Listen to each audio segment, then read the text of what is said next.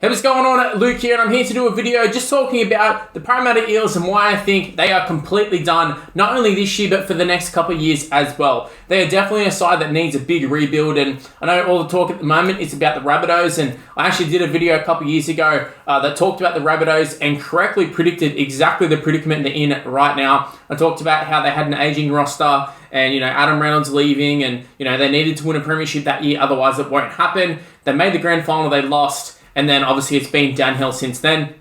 I think the same has happened with the Parramatta Eels. Obviously, didn't quite predict it. Looking back in hindsight, maybe should have, because they definitely peaked at the grand final against the Penrith Panthers. And it's funny how these teams are peaking in the grand final, losing it, and then just on a total free fall. But I've seen plenty of teams do it. I've seen my Bulldogs team do it. Back 2012, 2014. You kind of just assume, all right, we've been making the grand finals. We haven't quite been lucky enough to win, but you kind of expect you're going to be there for quite some time. And eventually, the premiership window just slams shut. And for Parramatta, the premiership window has definitely slammed shut, especially with the news of this year. With obviously Moses is already out, but Gutherson also being out for, I think it was 4 to 6 weeks, depending on how the surgery goes and that sort of stuff. But yeah, they find themselves in 14th, I believe, and it's not that bad considering, the top 8, they're only 2 points out of it. So in that aspect, it's not too bad. But just with how they've actually played, they have not shown anything. And the fact that they couldn't get the job done when they had a much better side, and here we are now, they're definitely in a rebuild. But they don't... How the team is, it doesn't feel like it's in a rebuild. It's not like they've lost a whole bunch of players or anything. Say, for example, the Roosters right now, they're losing a lot of players. You look at the guys who are leaving: Joey Manu, Luke Keary's just retired, Warrior Hargreaves, all that sort of stuff. Tedesco's probably going to be going in the near future. There's a lot of players there's a lot of turnover. Whereas with the Eels, their core guys, apart from Reid Marnie, their core guys are still there. And I don't know, there's been a lot of talk about Reid Marnie at the Bulldogs and, the Eels don't really miss him and, what a flop Marnie's been. But I think we've seen this year in particular with the Dogs actually playing well. And I thought he was getting a lot of criticism last year, but it's so fickle in a way with NRL fans, because look at Lockie Ilias, for example. When the Rabbitohs are winning, he's not that bad. He's pretty decent. As soon as they lose, Lockie Ilias, reserve grader, ship him off to another team. It's kind of... I know, the general consensus isn't that really with Lockie Ilias, but it's just an example.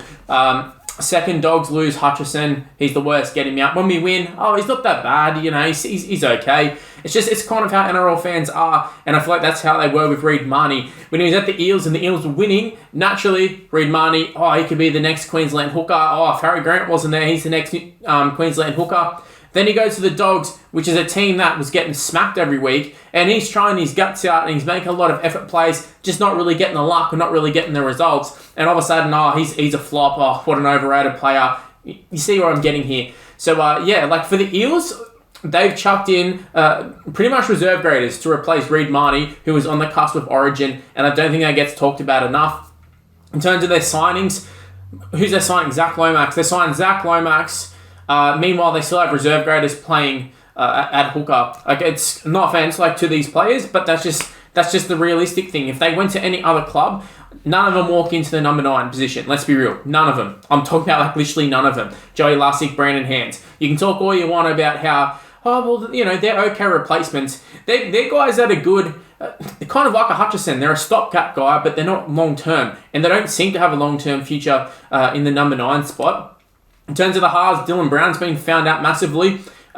He's a guy who coming through the ranks, and even he's not a bad player. He's definitely not a bad player, but it's been shown how much Mitchell Moses is to that side, that when he's out, Dylan Brown can't step up. And I actually watched a podcast where Corey Norman was talking about his combination with Mitchell Moses and how he fought against it, and he probably should have just let Mitchell Moses just do his thing, but he wanted it to be 50-50 and have control of the side still, and Mitchell Moses wanted complete control. And I feel like Dylan Brown has definitely taken the approach of, this is Mitchell Moses' side, you do your thing, and I'll just be the...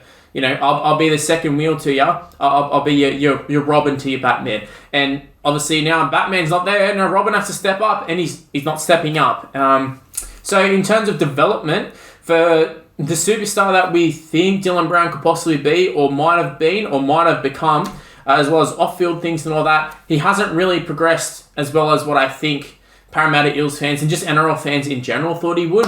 Then you have Gutherson, who obviously playing busted, but they're talking about him sort of, I don't know, maybe he's busted in general. I don't know. There was talks a lot, was it last year, where they were talking about shifting him into positions, moving him into the centres or whatever, or maybe even moving him on to another team. I think he's like a player who, because he's not some superstar X factor, like say for example Reece Walsh, for example, super, like he's flamboyant on the field, he scores all the spectacular tries, he's stepping players, you have Latrell, he palms off players, you have all these guys like that, Tom Trbojevic just runs through players. Gutherson doesn't do that, but he does all the little things right.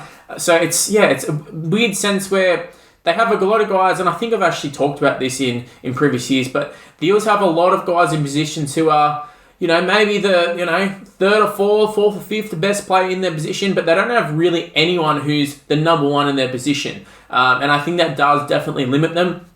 But also they have a lot of guys who, if they went to other clubs, I mean, look at their whole back line. Like, there's a lot of guys who definitely should be playing reserve grade, and some of them have been playing reserve grade in recent weeks and they've come back in. But gone are the days where they had, your Michael Jennings and, Sivo in peak form and Radra, all those sort of guys. They had absolute weapons in the backs, as well as a pretty good forward pack. Now they've got a pretty decent forward pack, but even they're underperforming. A lot of those guys are very hit and miss. Ryan Madison, Sean Lanes, all that sort of stuff. And then you got to contend with Origin as well, because your Junior Paulos, Mitchell Moses probably going to get picked as well, even Gutherson. They are a side that is going to get players picked for State of Origin regardless. So you got to deal with that. So it is going to be a tough period for them throughout this year, and that's why I think they're done for this year. Obviously, if they aren't already with the injuries they've got, but even the guys that are injured and they're going to come back, probably just going to go straight back out into State of Origin anyways. Like Hopgood as well is another one. But yeah, just recruitment of the Eels has been pretty bad. The coaching is quite bad as well, I guess. Like Brad Arthur's been there for a long time, and I can definitely see a lot of frustration for the Eels fans, and they've sort of becoming very vocal about it. And to be a coach for this long and not really have any significant results, I mean, something's got to be said. Like, they don't, like, it's one thing to not have a premiership.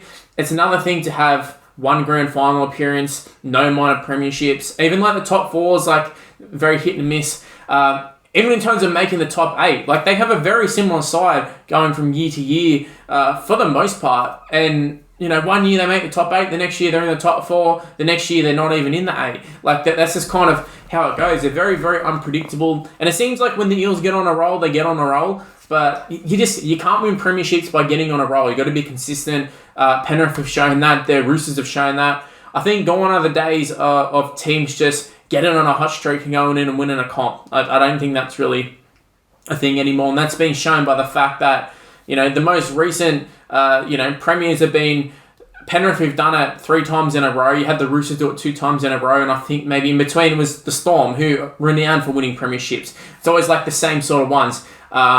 So it's teams who are very, very consistent, and the Eels just aren't consistent on the field, season to season, no matter how you put it. And I don't think with the crop of players they've got, and they've all got them signed up as well for contracts too. So I don't think adding a Zach Lomax is literally going to change anything to them, especially for him. Like, he's someone who, he does some good things, and obviously right now a bit of a flavour of the month on the wing, which I'm assuming he probably won't come over and play on the wing. But for every good thing Zach Lomax does, he also does a shitty thing as well. And they've already got plenty of players to do that. Look at Sivo, scores a hat-trick, gets himself sin bin, game on the line. Simonson's a special for that. Penasini's another one who hasn't really lived up to, what they expected from him.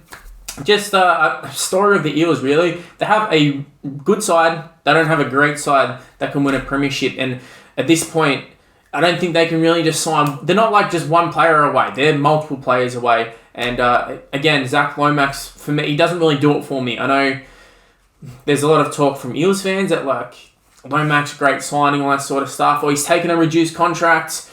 It doesn't mean anything to me, honestly. Like, if he had signed with the Bulldogs, I wouldn't have been super thrilled. I think there's better centres on the market. I think he's another one who he fits exactly what the Eels go for. He's a guy who, he's pretty good, but he's not anywhere near the best in his position. The only one you can argue is Mitchell Moses, but even then, Cleary, Reynolds, or those sort of ones. Sean Johnson. There's plenty of other good halfbacks as well. Look at Origin. His best chance of getting selected is either Cleary's out or he gets picked in a position he doesn't actually play. So, yeah, I don't really know where the Eels go from there, and I keep touching on that, but that's just the reality of the situation.